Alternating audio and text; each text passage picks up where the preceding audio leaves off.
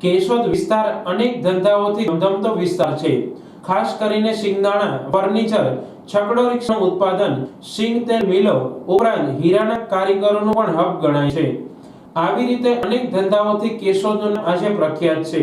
કેશોદ તાલુકાના અનેક ગામડાઓ માહેનું અજાબ ગામ 12,000ની વસ્તી ધરાવતું મોટું ગામ છે, જે શાકભાજી ઉપરાંત તમામ પ્રકારની ખેતી પણ પ્રખ્યાત છે।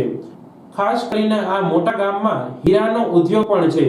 આસપાસના ગામડાઓમાંથી હીરાના ઉદ્યોગમાંથી બેરોજગારો રોજગારી મેળવી રહ્યા છે। તાલુકાનું અજાબ ગામ સમૃદ્ધ ગામ છે। દરેક પ્રકારની આધુનિક સુવિધાઓથી સજ્જ ગામ છે, પરંતુ હાલના સંજોગોમાં ઉપલા લેવલથી હીરા ઉદ્યોગમાં મંદી આવતા અજાબમાં પણ મંદીએ ભરડો લીધો છે। છેલ્લા 10 વર્ષથી અજાબમાં હીરાના કારખાના ધમધમતા હતા, પરંતુ મંદીના માહોલના કારણે અમુક કારખાનાઓ ચાલે છે અને અમુક કારખાનાઓ એક જ ટાઈમ ચાલે છે અને બાકીના કારખાનાઓમાં હીરાની ઘંટીઓ બંધ પડી છે। અજાબ મોટું ગામ હોવાથી આસપાસના ગામડાઓમાંથી પણ અનેક યુવાનો ધંધા રોજગાર માટે અજાબમાં આવે છે। ખેતી ક્ષેત્રમાં પણ ઓછા પાણીએ ઉત્પાદન વધુ મેળવતા ખેડૂતો અહીં આધુનિક ખેતીથી નામ ધરાવે છે।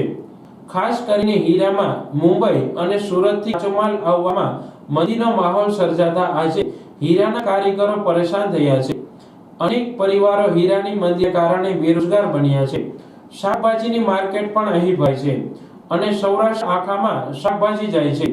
અહીંથી પ્રજા દૂર દેશી અને મહેનતુ હોવાના કારણે આજે ગુજરાતભરમાં અજાબનું નામ ખેતી ક્ષેત્રે અને શાકભાજી ક્ષેત્રે પ્રખ્યાત છે।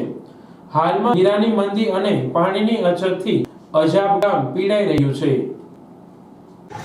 કેશોદ તાલુકાનું આ અજાબ ગામ છે। અજાબની અંદર મોટું 10-12,000ની વસ્તી ધરાવતું મોટું ગામ છે અને ગામમાં ઘણા ધંધા છે।